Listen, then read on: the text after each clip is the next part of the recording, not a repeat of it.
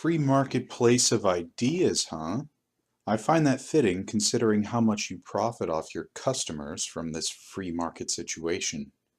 I'm sure you'll have a clever rebuttal to prove how little you profit from your humanitarian channel.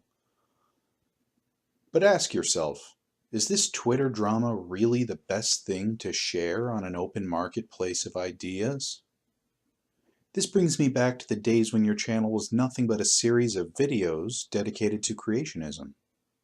You made a wonderful series titled Why Do People Laugh at Creationists?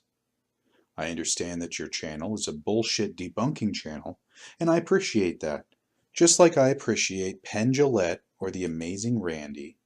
When it comes to the humanitarian effort to promote reason over superstition, these guys are giants. But when you're shining a light on a piece of shit like Anita Sarkeesian, when does a good tongue lashing become nitpicking? How many feminist frequency videos do you need to make before your response to tasteless reactionary clickbait becomes tasteless reactionary clickbait? When does it stop being a humanitarian effort to enlighten and start being Thunderfoot demolishes another 20 straw men in 10 minutes? Any rational person would agree that censorship is only useful for silencing ideas you're afraid of. But you're forgetting about another kind of censorship. Private companies that run social media sites like YouTube are the main arbiters of what gets communicated and what doesn't in the brave new world of the internet. YouTube has sponsored you and made your voice louder than others, yet you feel no responsibility to give your viewers some real truth to snack on. When you woke up this morning and you checked your Twitter, you probably clicked your heels with excitement because you know, just like anyone else who's witnessed the Streisand effect, censorship only increases your following. You went as far as taking your laptop to the nuclear power plant in France where you're doing who knows what kind of cool science. But instead of making a video on cool science or whatever, you turned it into a video about Twitter drama and more social justice censorship. Phil Mason.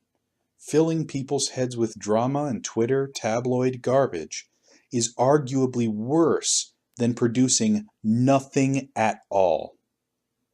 And the worst part is, when you stir the pot, you're only making the bullshit louder. Yes, there is a time and place for debunking bullshit. But when's the last time you did that? Look, I'm a creative guy. And to prove I'm not just a Thunderfoot critic, I'll give you an example of a video about Gamergate that stands above the rest as actual enlightenment. Sargon of Akkad observes that there is a direct link from academia to Gamergate controversy, and I'll leave a link to his video in the description. Sargon actually finds the transcripts from a clandestine meeting between academics who are the architects of this whole Gamergate, Kotaku, Anita, and much more, and then he publishes it. The quality of his video is a little lacking, but then again, he doesn't have the kind of video production support from YouTube that you have, right, Phil? What does that say about your videos?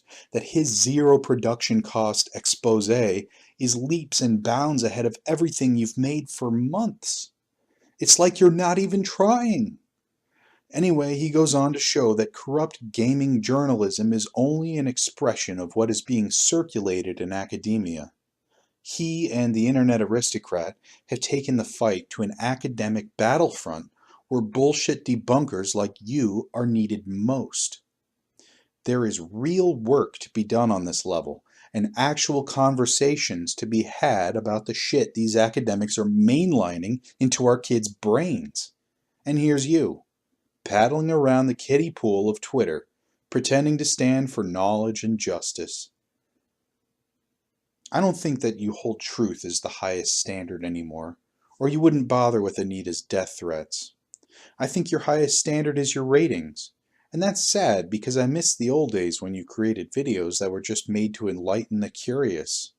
They weren't made to stoop to the lowest common denominator of arguing with girls on the internet.